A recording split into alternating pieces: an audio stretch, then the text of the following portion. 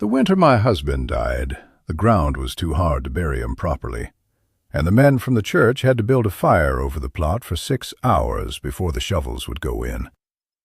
And I stood there in my black wool coat that wasn't warm enough, counting the minutes because counting was the only thing that kept me from screaming. And that was the 11th of January in the year 1879, 3 days after his 31st birthday, on a ranch outside a town so small it didn't have a name on most maps, just a crossing and a mill and a church and us. Rowan had been thrown from the gray mare chasing a heifer through the north pasture, and the doctor said his neck had broken clean, and that was supposed to be some comfort, that it was clean, that he hadn't suffered. And I nodded at the doctor because that was what you did. But I did not feel comforted. I felt like someone had taken the floor out from under a house I was still standing in. I was 25 years old. We had been married 6 years and had no children, which the women of the town treated as a private sorrow of mine, though in that moment it felt like the only mercy I'd been given, because it meant there was no one but me to feed, no one but me to keep alive through what was coming. What was coming was the ranch. 90 acres of grass and rock, and a herd that had already thinned from drought 2 summers before, and a mortgage held by the bank in town that Rowan had never let me look at closely, saying numbers weren't a thing a wife needed to carry, and so I inherited both the land and my own ignorance of it in the same week, and had to learn them together, alone, with the ground still smoking from the fire that had thawed it enough to dig. The week after the burial, I sat at the kitchen table with every paper I could find in the house, the deed, the bank ledger book Rowan kept in a tin box, receipts gone soft with age, and I made myself read every line twice, because I understood that grief was a luxury I could take in the evenings, after the numbers were accounted for, and not before. The debt was worse than I'd let myself imagine. $412 owed to the bank, due in installments through the following autumn, and the herd, what was left of it, wouldn't cover half that if I sold every head at fair price, and the garden plot behind the house, my own small patch of strawberries that I'd kept more as a comfort than a business. Some 11 years my mother had started it before I even married, and I had kept it going out of habit and love, was the only thing on the property that was entirely, unambiguously mine, free of any lien, because it had never been worth enough to anyone to bother writing into the deed. I did not know yet what that patch of ground would come to mean. I only knew, sitting there in the lamplight with Rowan's handwriting staring up at me from the ledger, that I had 90 acres of mostly worthless grazing land, a debt I could not pay, and a garden the size of a modest yard, and that none of the men in town believed I could keep any of it. They didn't say so directly.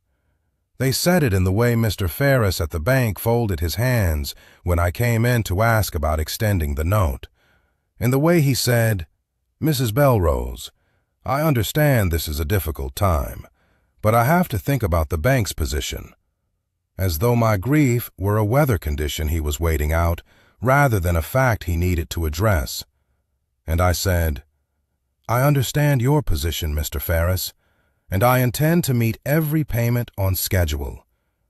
And he smiled the way men smile at children who have made an ambitious claim, and said he hoped that would be so. The second man was the county agent, a stout fellow named Dorland, who came around every spring to assess land for the tax rolls.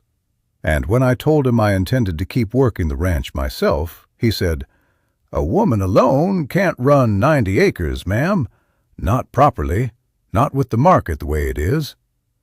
And I said, "I don't intend to run it the way it's been run. I intend to run it the way it needs to be run." And he wrote something in his book that I didn't ask to see, because I already knew what it would say.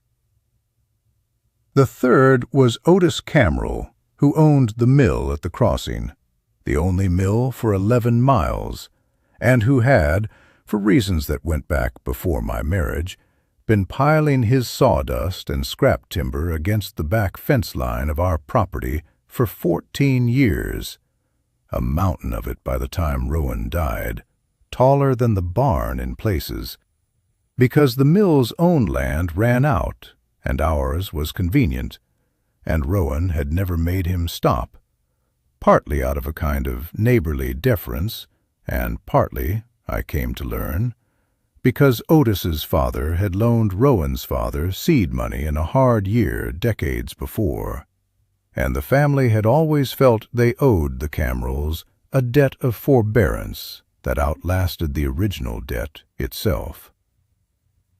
When I asked Otis, 2 months after the funeral, whether he might see his way to moving the pile or paying some small rent for the ground it occupied, he laughed, not unkindly, the way a man laughs at something he considers settled and beneath discussion, and said, "Now, Mrs. Belrose, that sawdust's been there longer than your marriage. I don't see the need to go stirring up old arrangements over a little inconvenience." And I said nothing, because I had learned already that arguing with a settled man is like arguing with a fence post. And instead, I walked home along the property line and looked at that pile the way I imagine a prospector looks at a hillside, wondering what might be underneath it that no one else had thought to ask about. It was March by then, the frost breaking, and I had started walking the whole of the property most evenings after the chores were done, not for any purpose I could have named at first, just to know the land the way you'd want to know a person you intended to spend your life beside. And it was on one of those walks, going through the old trunk in the loft that had belonged to my mother, that I found her diary, a slim book with a water-stained cover, and inside it, dates going back to 1858, the year she'd first cleared that strawberry plot with her own hands, before I was even born.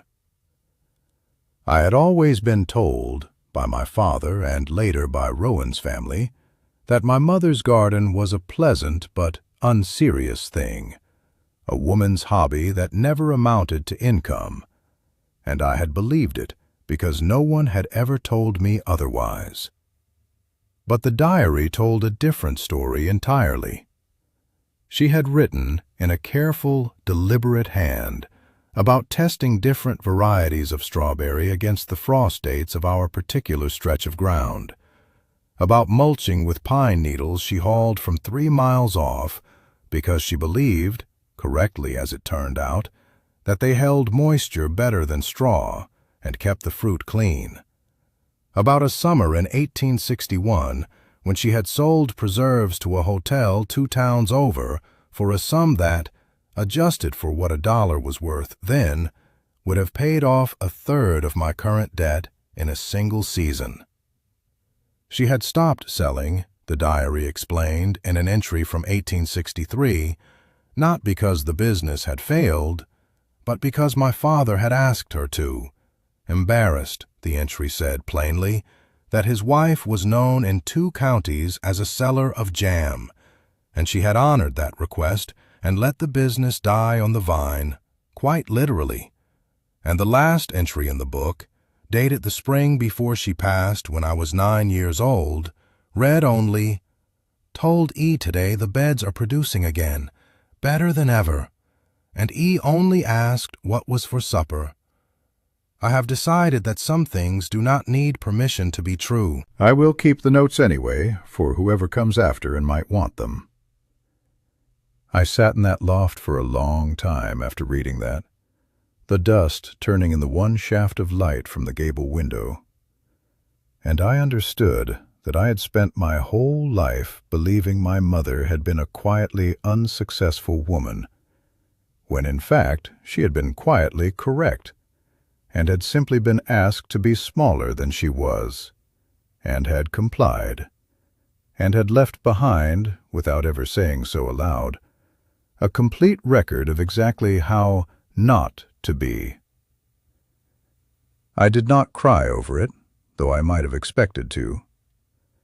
I felt instead a kind of cold, clean anger, the useful kind, the kind that turns into a plan instead of into tears.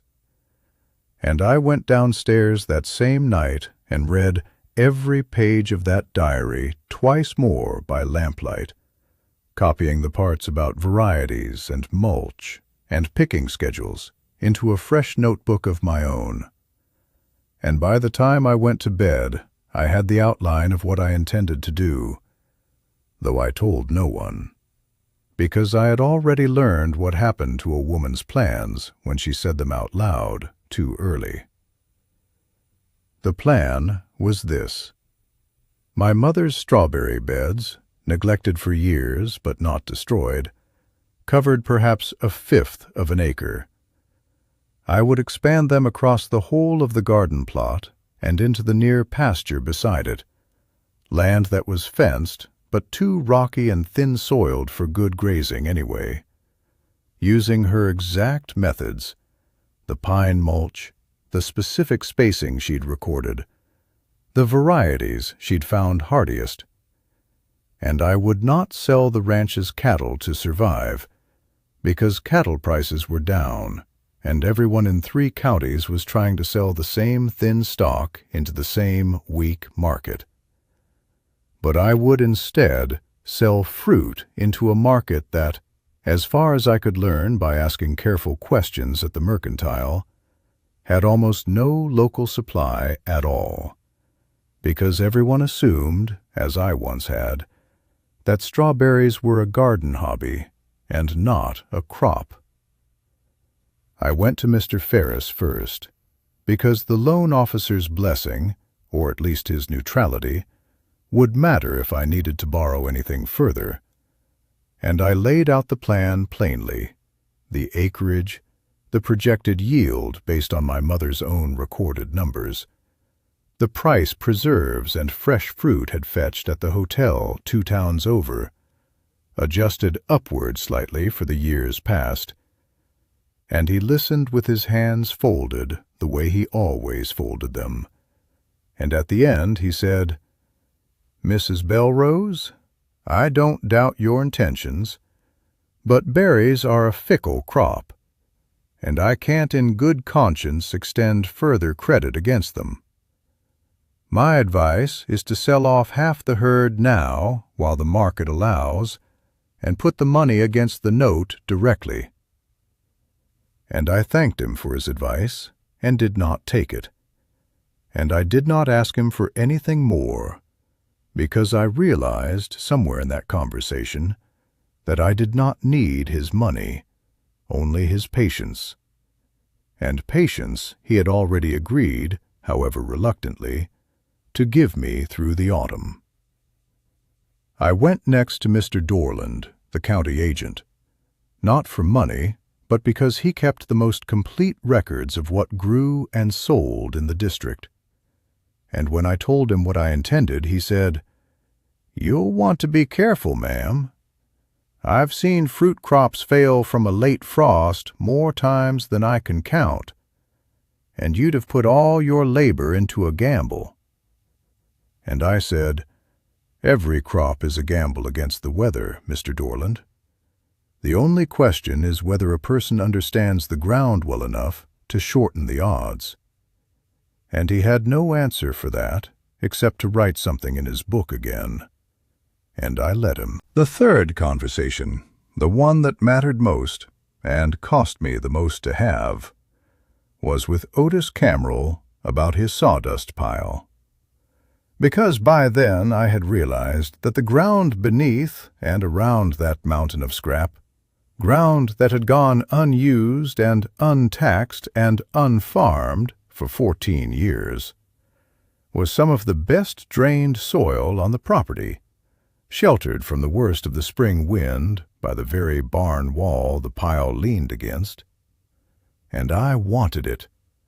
And I went to him and asked plainly whether he would move his pile off my land within the month.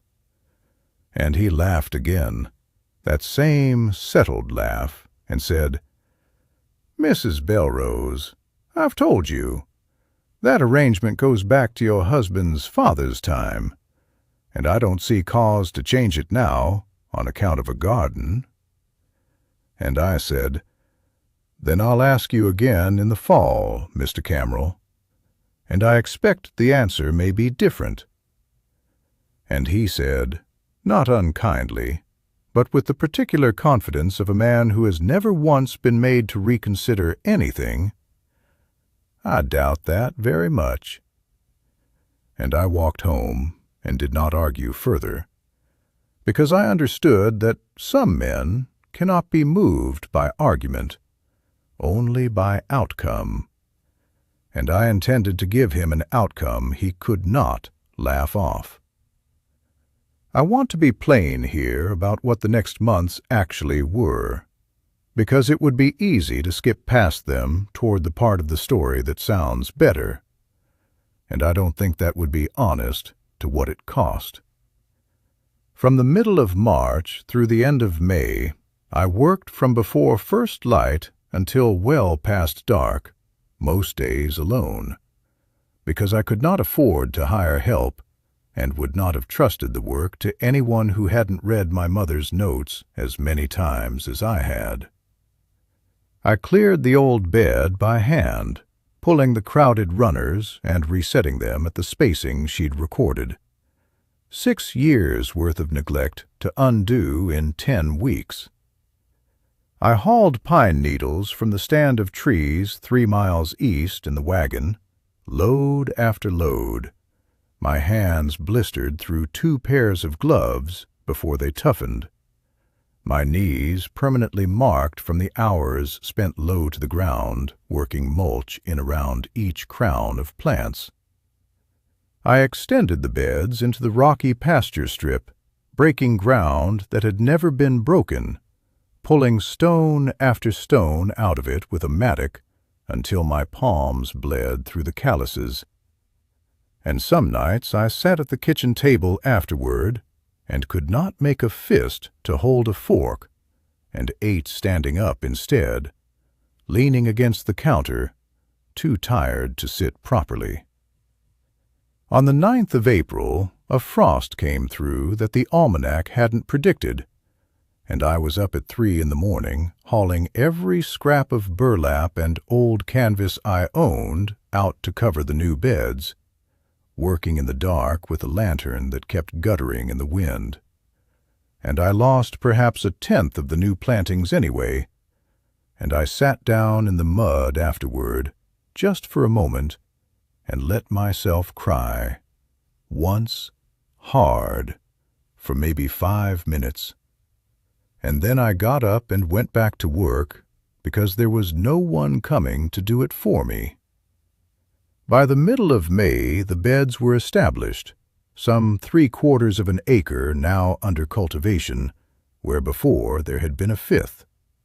And the plants my mother's notes had promised were the hardiest, a variety the old-timers sometimes called the Wilson strain, were setting fruit heavier than I had dared to hope, helped along, I believe now, by that sheltered ground near the old sawdust pile, which held warmth longer into the evening than the open field did, though I still meant to have the pile itself removed. The first berries came ripe in the first week of June, nearly 2 weeks ahead of what any other garden in the district was producing, because of the frost protection and the sheltered ground and the exact spacing my mother had worked out through years of her own trial.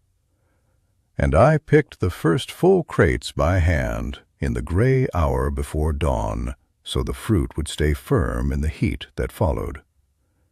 And I loaded them into the wagon and drove them myself into town before the mercantile had even opened, and stood outside Mr. Halloran's store with 6 crates of the reddest, most perfect strawberries anyone in that county had seen that early in the season. And when he opened his door and saw what I had, he did not haggle the way I'd expected him to. He bought every crate at a price higher than I'd dared ask.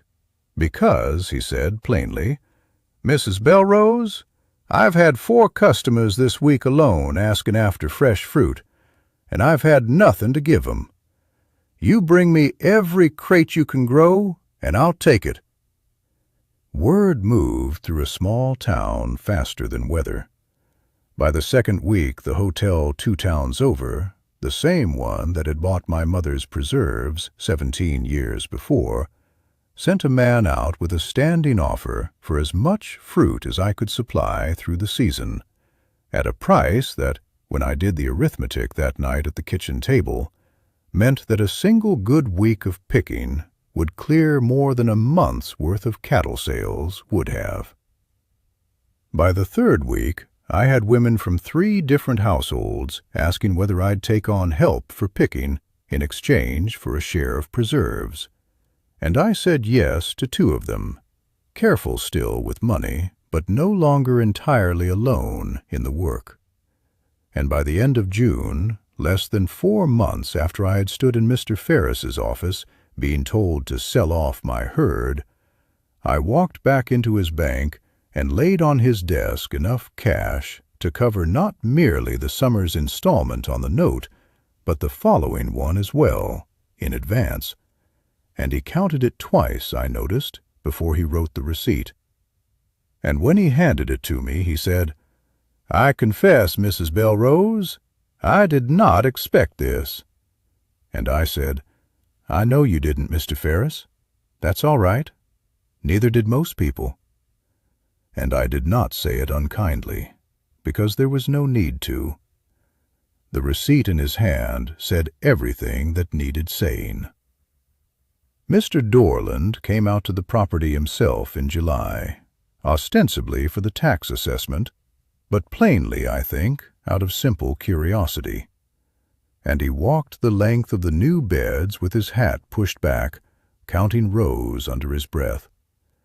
And at the end he said, "I'll admit, ma'am, I've not seen a yield like this off ground this size in the whole district. I'll be adjusting my notes."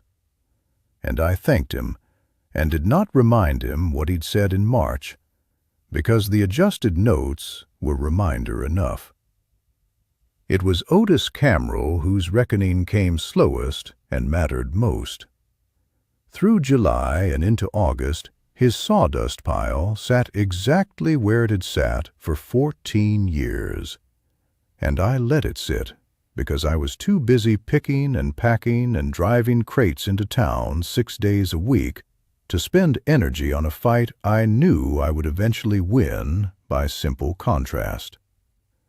But by late August, with the last of the season's fruit still coming steady, and my name now spoken in town as the woman whose berries the hotel wagon came for twice a week, Otis Camrell came to me, not the other way around, standing at my gate one evening with his hat in his hands in a way I had never once seen him hold it.